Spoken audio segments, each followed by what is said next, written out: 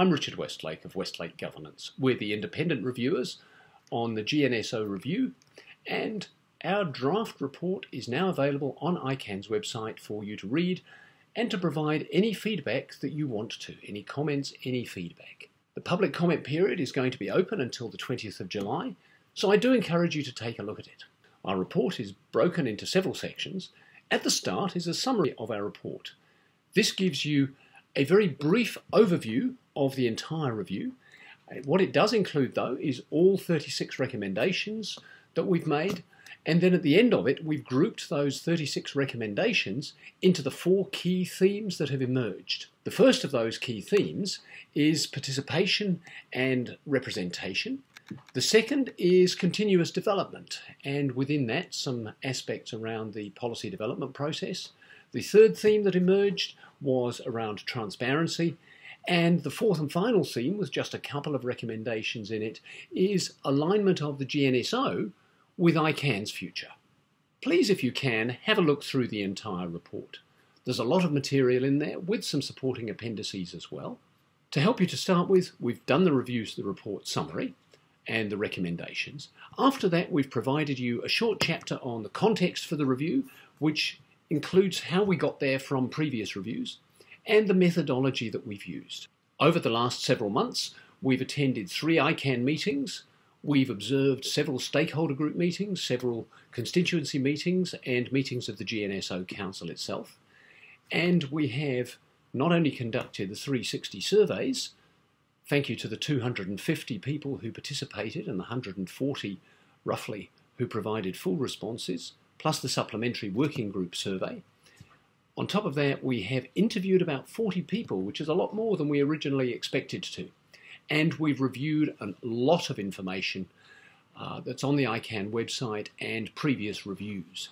So we've tried to get as broad a perspective as possible in order to form our conclusions and to produce our recommendations. The substantive part of our report follows the sequence provided by previous reviews of the GNSO, and in particular, the most recent set of recommendations from the board's governance committee to the board. These have pretty much established the way in which the GNSO now operates. So we have taken each of those steps in turn and have provided our assessment of how effective they've been, where there may still be room for improvement, and we've provided our recommendations where that seems to be appropriate. The first component of it was to adopt a working group model, which is now forms the basis of the GNSO's main operations. Secondly, we've looked at the recommendations to revise the policy development process, the PDP, and we've provided some recommendations there as to how we think it could be made more effective again.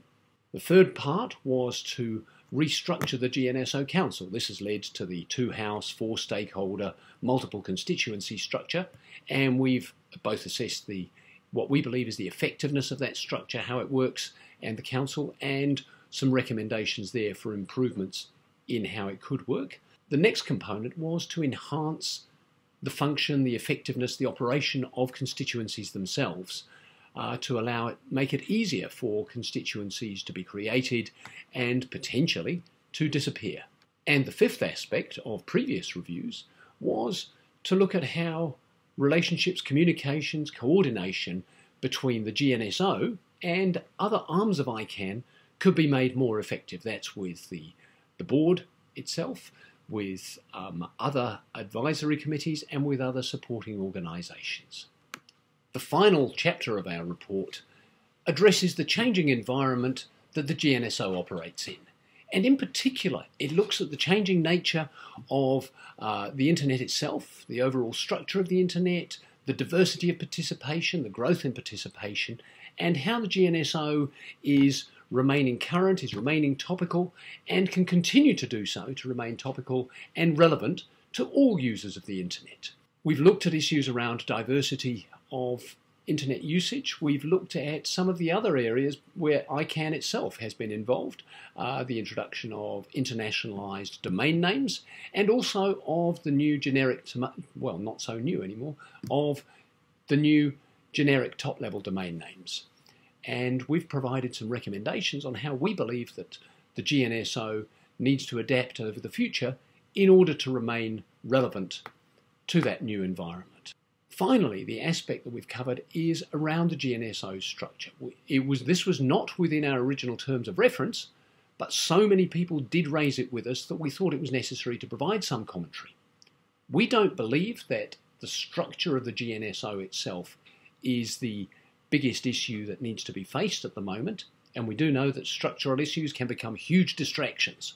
So if we tried to provide our recommendations on things where we believe the GNSO's effectiveness can be improved, but we have provided some commentary, and just because we haven't recommended changes, of course, that doesn't mean that the GNSO can't take responsibility for that itself. And if you decide, either as a result of this report or as a result of other discussions, if you decide changes to the structure are needed, well, that of course is over to the GNSO Council and its various community members. So in summary, please take a look at our report, our draft report. It's there on the ICANN website.